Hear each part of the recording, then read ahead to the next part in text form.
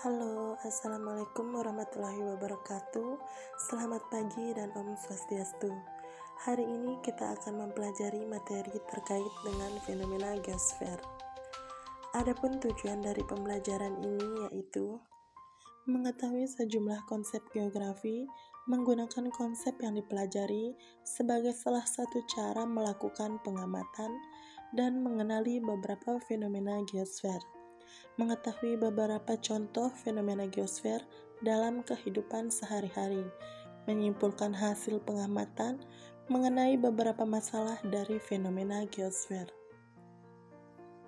Apakah kalian tahu apa itu geosfer?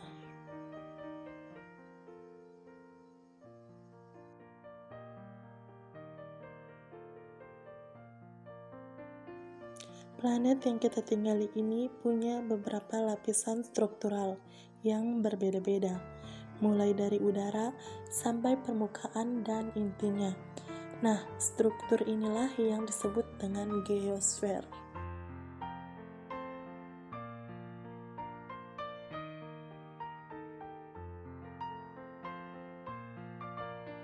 Geosfer berasal dari kata geo yang artinya bumi dan sphere yang artinya lapisan, sehingga jika digabung artinya adalah lapisan bumi.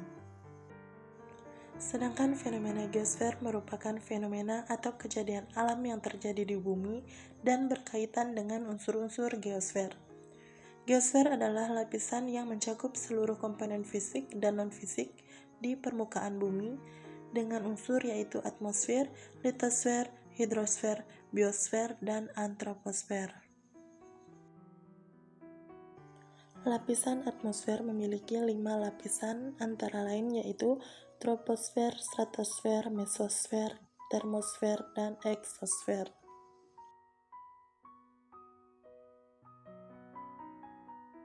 Lapisan troposfer, ketinggian mencapai 12 km dari permukaan bumi. Tempat berbagai fenomena cuaca di permukaan bumi diantaranya hujan, badai, dan lainnya. Lapisan gradien termis, semakin naik ketinggian semakin rendah suhunya.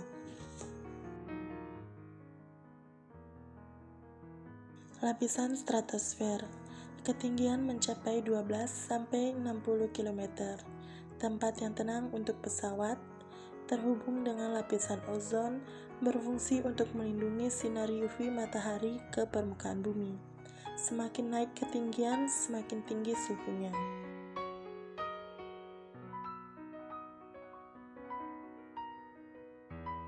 Lapisan mesosfer, ketinggian mencapai 60-80 km, mampu menghancurkan meteor atau meteoroid karena perbedaan suhu dengan termosfer dan lapisan ini. Lapisan gradien termik, semakin naik ketinggian semakin rendah suhunya yang bisa mencapai minus 83 derajat Celcius. Lapisan termosfer, ketinggian mencapai 80-400 km.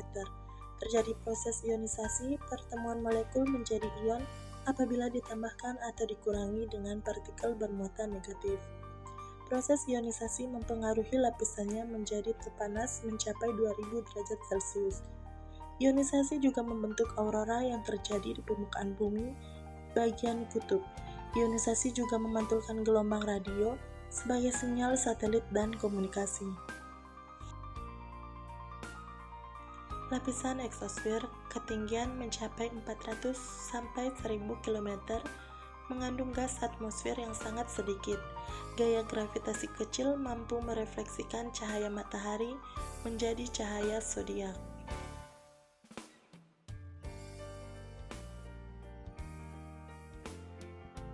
Apakah kalian tahu apa yang dimaksud dengan litosfer?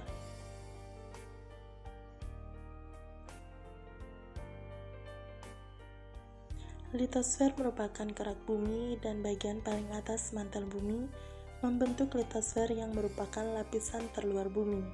Lapisan ini memiliki ketebalan 50-100 km. Lempeng tektonik merupakan bagian dari litosfer yang bergerak. Adapun yang membentuk litosfer itu, yaitu kerak benua, tebal kayak akan granit dan lebih ringan. Kedua yaitu kerak samudra, tipis kayak akan basal dan lebih berat. Di bawah kerak adalah mantel yang lebih padat dan panas.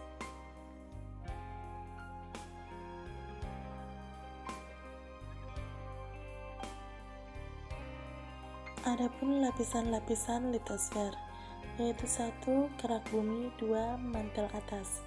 Interaksi antara litosfer dengan lapisan di bawahnya membentuk fenomena tektonik.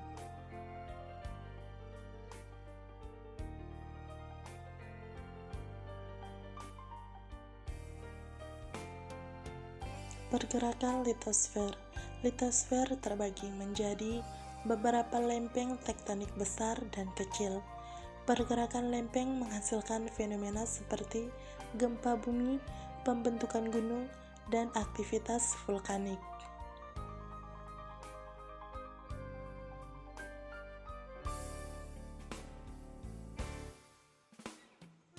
Nah, apakah kalian tahu apa itu hidrosfer?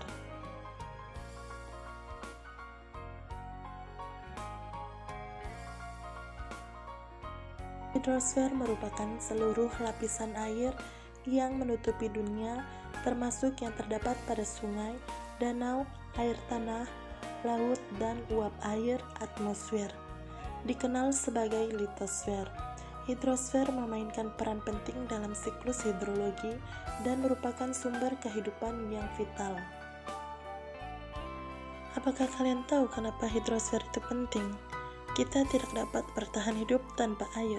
Transportasi, industri, dan pertanian semuanya sangat bergantung pada air. Lebih jauh lagi, air berperan dalam mengendalikan iklim bumi.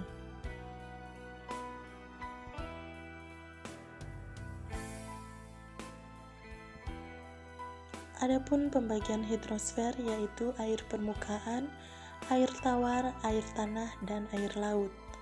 Ada dua kategori air di bumi, yaitu air tawar dan air asin.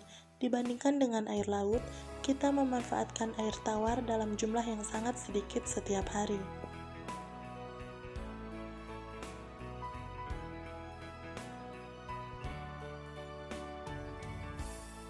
Air laut 97% mayoritas hidrosfer terdiri dari air asin di lautan dan samudra. Air tawar 3% terdapat di danau, sungai, gletser, dan air tanah. Sekiranya 68% darinya terperangkap dalam es dan gletser di kutub, sedangkan sisanya adalah air permukaan, danau dan sungai, dan air tanah.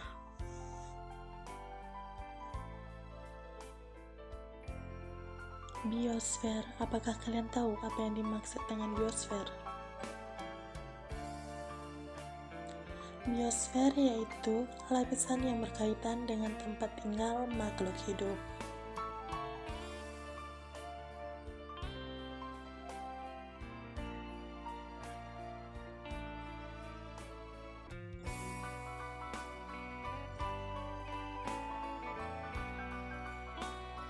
Bio yang artinya hidup, sfer yang artinya lapisan, tempat di mana kehidupan itu berlangsung.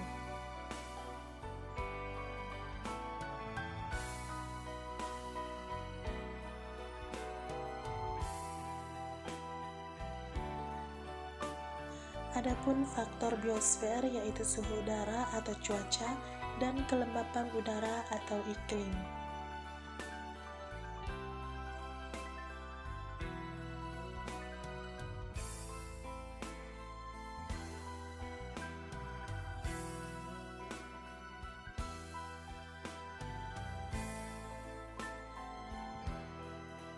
Antroposfer.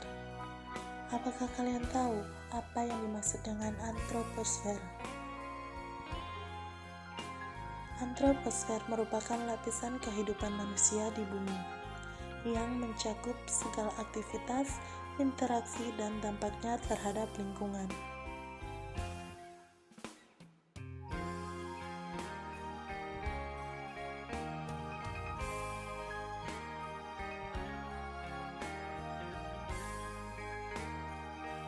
Antroposfer menjadi kajian kependudukan dalam konteks keruangan. Penduduk dapat didefinisikan sebagai sejumlah manusia, baik individu atau kelompok, yang menempati suatu wilayah atau negara dalam kurun waktu yang cukup.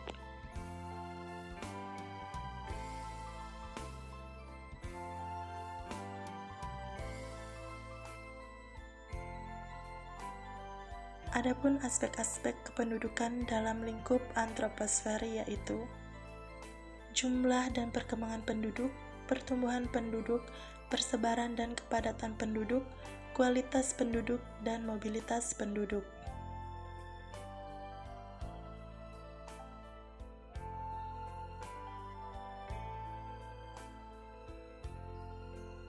Sekian materi kita hari ini. Terima kasih. Wassalamualaikum warahmatullahi wabarakatuh, dan salam sejahtera untuk kita semua.